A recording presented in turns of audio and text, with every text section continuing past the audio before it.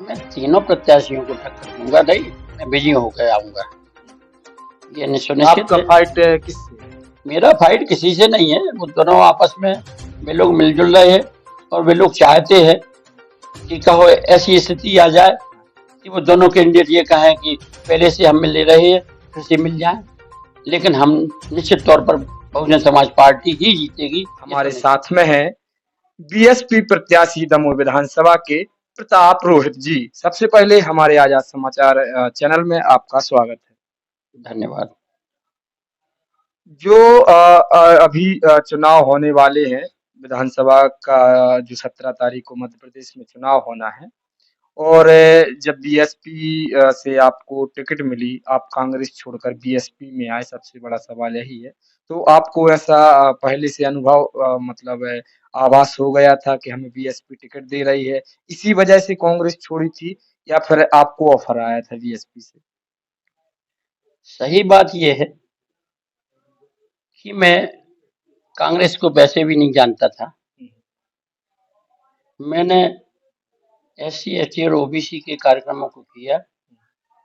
उसी समय 2018 में मैं एससी एसटी ओबीसी के माध्यम से कार्य कर रहा था और मुझे अचानक आजाद के कार्यालय से फोन आया कि आप आए।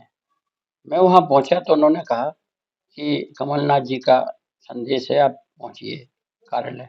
मैं वहां गया और उन्होंने मुझे बिना कुछ कहे, बिना कुछ सोचे सीधा उन्होंने कहा कि आपको मध्य प्रदेश कांग्रेस कमेटी का सचिव बनाया जाता है, प्रदेश सचिव। प्रदेश सचिव।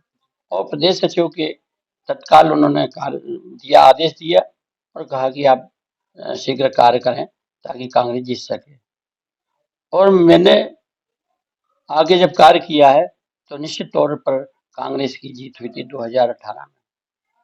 और 2018 से 2023 आ गया, मुझे एक भी बैठक में आमंत्रित नहीं किया गया है जिससे मैं अपने लोगों की समस्याएं, अपने लोगों के बारे में उनको बता सकूं।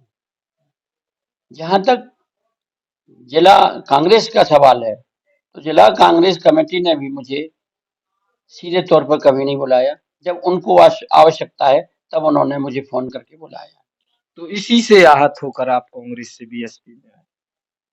जब जिला कांग्रेस कमेटी द्वारा ही मेरी उपेक्षा की गई तो मैं उस उपेक्षा के कारण मैंने देखा कि मेरे प्रकरण भी चल रहे थे पूर्व में। उन प्रकरणों को हमारा जून में 3 प्रकरण रह गए थे। उनमें से 2 प्रकरणों का 30 जून को निराकरण हुआ और एक को 25 जुलाई को निराकरण हुआ। जब मैं पूर्ण रूप से साफ दोष मुक्त होकर के पहुंचा तो मैंने कहा अब मैं दोष मुक्त हो गया हूँ। मुझे बहुजन समाज पार्टी ने मैं पहुंचा और उन्होंने मेरा स्वागत किया और मुझे लगा कि मैं अपनी समाज में आ गया हूँ। और उन्होंने मुझे स्वतः बीएसपी से मुझे दमोह जिले में कि दमोह के शहर की केवल मुझे टिकट दी और मैं चुनाव लड़ रहा हूँ विधानसभा दमोह से। आप सभी दर्शकों को बता दूं कि जो दमोह जिला है, दमोह जिला में 4 विधानसभा सीटें हैं, जिसमें से एक पर बीएसपी की विधायिका है, जो राम भाई है। तो अब आपको क्या लगता है कि एक तो अभी वर्तमान में बीएसपी की टिकट है जो खाते में है, विधायक हैं, इसके बाद जो अन्य 3 और हैं, और उसी को अब चौथी पथरिया भी हम जोड़ सकते हैं, तो कितने सीटों पर बीएसपी अपना परचम लहरा सकती है? आपको क्या आज लगता के है? माहौल में मुझे लगता है कि 2 2.25 लाख जनसंख्या होने के कारण अहरवाल समाज को वहां हटा से ना तो कांग्रेस ने टिकट दिया, ना भारतीय जनता पार्टी ने टिकट दिया और उनकी उपेक्षा हो रही है। पूरे दमोह जिले के अहरवाल समाज के लोगों ने ये फैसला किया है कि चारों सीटों पर हम लोग भारतीय जनता पार्टी और कांग्रेस को हराएंगे। और उसके साथ ही न केवल अहरवाल समाज, हमारे सामान्य वर्गों के लोगों को भी ये महसूस हो रहा है कि यहाँ देश की आजादी को 75 साल हुए हैं। 75 सालों में से 35 साल माननीय टंडन जी को का कार्यकाल रहा और 35 साल माननीय मलैया जी का कार्यकाल रहा। पूरे 75 साल में से 70 साल निकल गए, केवल 5 साल जो बचे शेष, उसमें आनंद भैया या बीच में दूसरे कोई लोग आ गए। लेकिन वही एक सिक्का के दो पहलू, चाहे वो कांग्रेस से टंडन जी हो, चाहे भारतीय जनता पार्टी से मलैया जी हो। तो ये जनता उनसे नाराज हो गई है और वो भारतीय जनता पार्टी को नहीं चाहती, और संपूर्ण वर्गों ने, हर समाज के लोगों ने आक्रोश होने के कारण मुझे बहुजन समाज पार्टी से जिताने का प्रयास कर रहे हैं, और सबका मुझे आशीर्वाद प्राप्त है। तो आप मतलब अभी आपने स्वयं का बोला और अन्य सीटें हैं उस पर भी जैसे हटा है, हटा में भी कांग्रेस छोड़कर आए जो प्रत्याशी है। जवेरा सीट है, जवेरा में भाजपा के कद्दावर नेता माने जाते हैं विनोद राय, लड़ने की तैयारी कर रहे हैं बीएसपी से। एक लिस्ट में उनका शायद नाम भी आया था।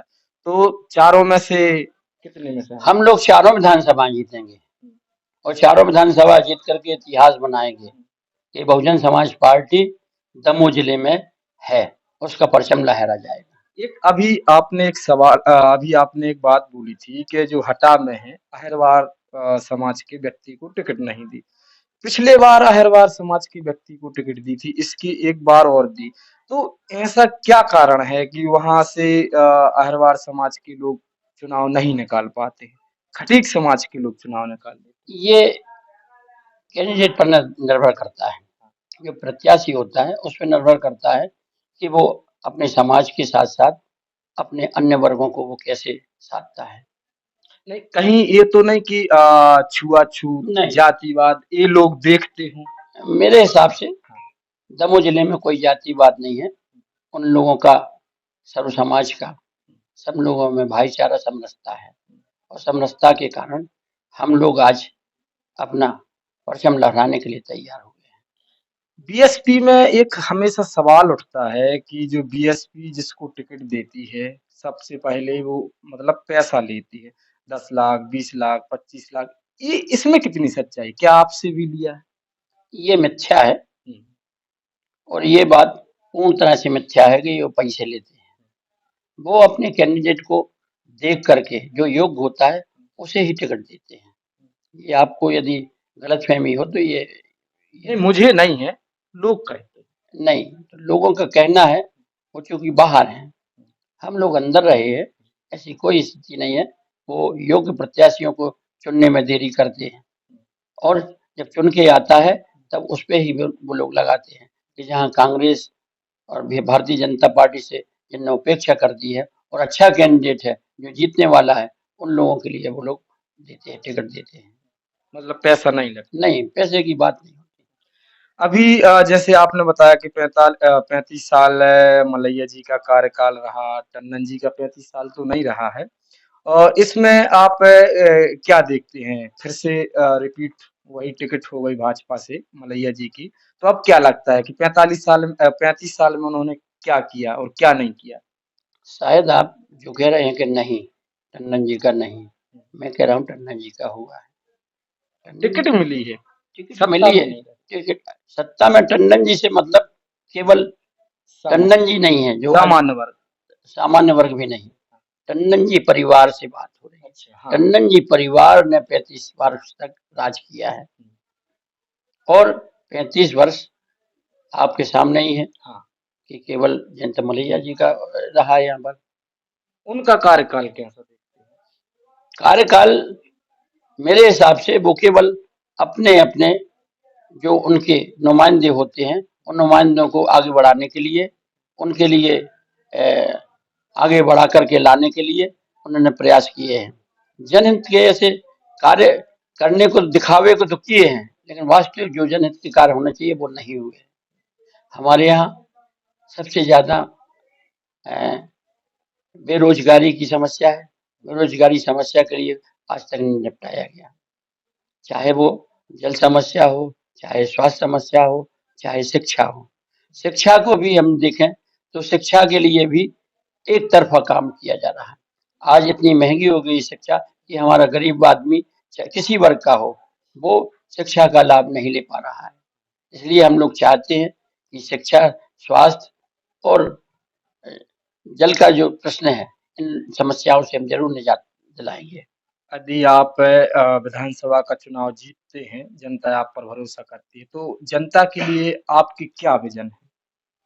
मेरा सबसे बड़ा विजन है कि मैं स्वरोजगारों को लाऊं, और शासन में वहां पर बैठ करके मैं स्वरोजगार के लिए जो अभी अव्यवस्था फैल गई है, कांग्रेस ने संविदा नियुक्ति करके अव्यवस्था फैलाई थी, और भारतीय जनता पार्टी ने आउटसोर्स। हमारे पूरे देश में ये अब लोग भूल गए हैं कि सीधी नियुक्ति कैसी होती है। उन सीधी नियुक्तियों के लाने हर प्रकार के जितने भी वर्ग हैं, सब त्रस्त हो गए हैं। उनने आउटसोर्स करके हर वर्गों की नियुक्ति कर रहे हैं, और हर वर्गों की नियुक्ति अकेले नहीं कर रहे हैं, वो अपने ही ठेकेदारों को बिठाते हैं, और उनसे कलेक्टर दर में मान लो 15 और 18,000 निर्धारित है, तो मुश्किल से 5,000 6,000 रुपए देते हैं।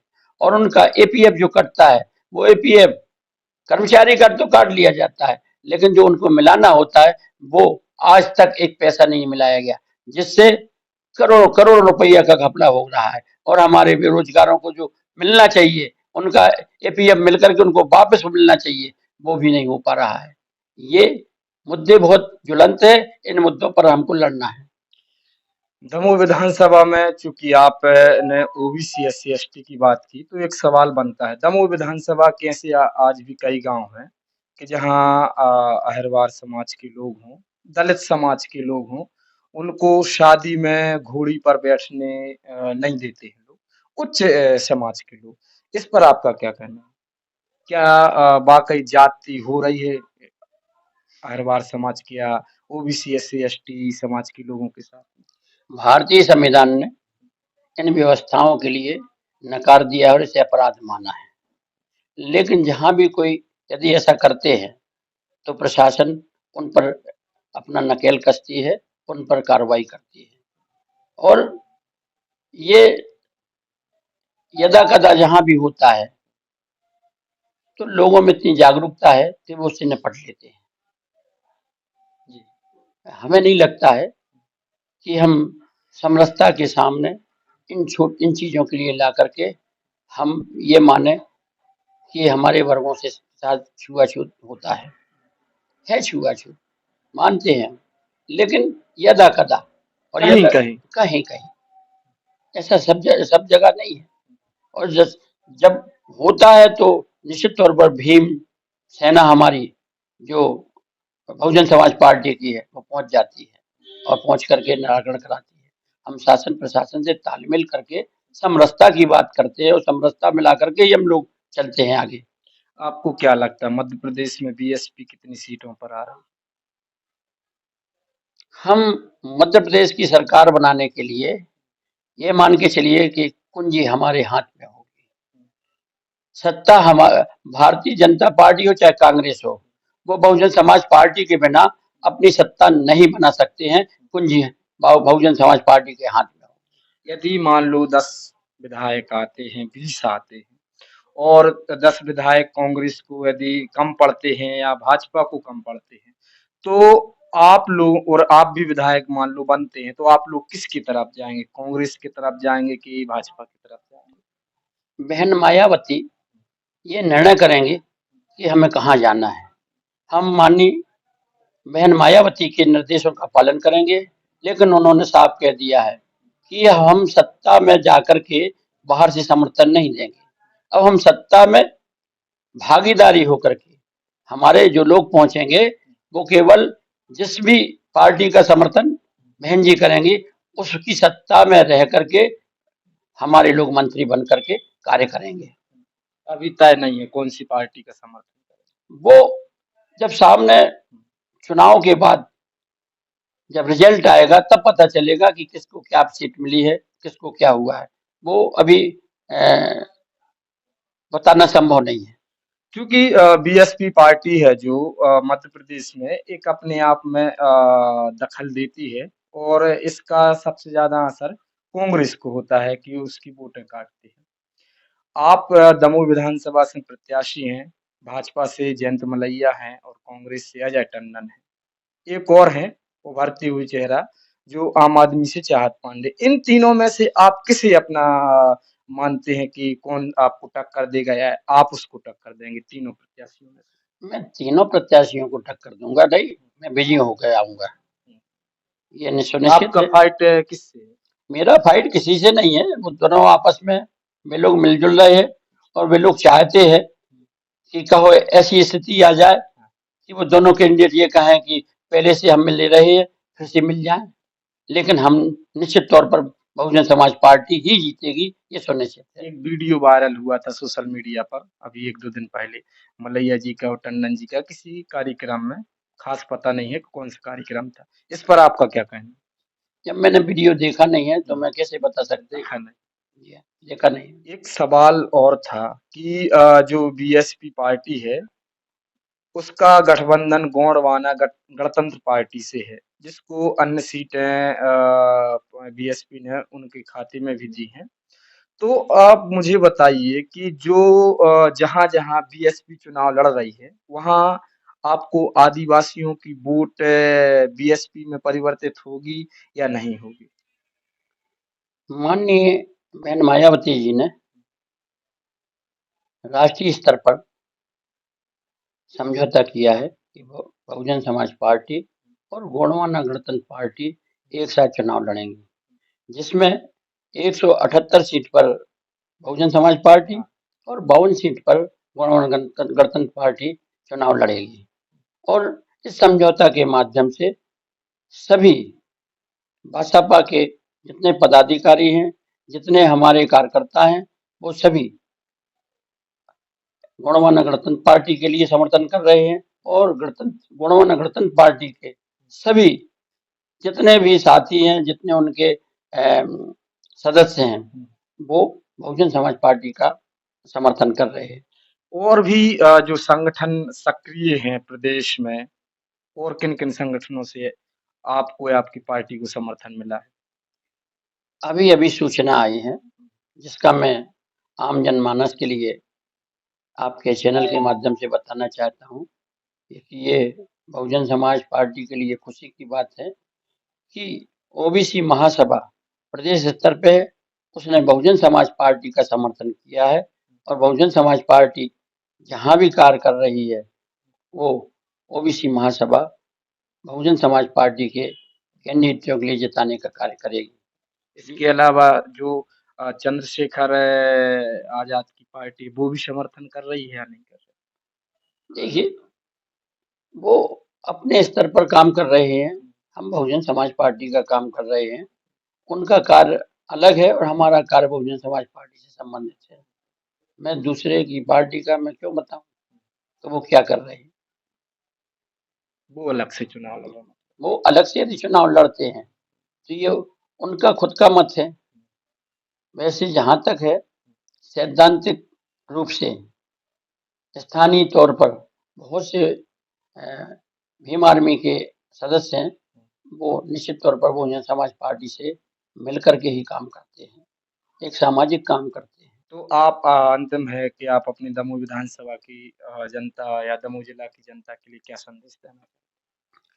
मैं सभी वर्गों से विनम्र हाथ जोड़ करके निवेदन करता हूँ कि आप भारतीय जनता पार्टी और कांग्रेस के उन्हीं चेहरों के लिए वर्षों से देखते आ रहे हैं, उनके कार्य देखते आ रहे हैं। इस बार आप लोगों ने मन बना लिया है कि हमें परिवर्तन करना है। इस परिवर्तन की लहर में मैं सभी से प्रार्थना करता हूँ कि बहुजन समाज पार्टी से मुझे प्रत्याशी घोषित किया गया है और मुझे अपना आशीर्वाद दें और मुझे भारी बहुमत से जिताएं। तो आपने सुना हमारे साथ में बीएसपी प्रत्याशी दमोह विधानसभा के प्रताप रोहित जी थे। उन्होंने अपने बेबाकी से जवाब दिए हैं और अपने क्षेत्र के लिए, विधानसभा के लिए कई विजन भी रखे हैं। आप देख रहे थे आजाद समाचार। मैं हूं चंद्रभान सिंह लोधी। धन्यवाद।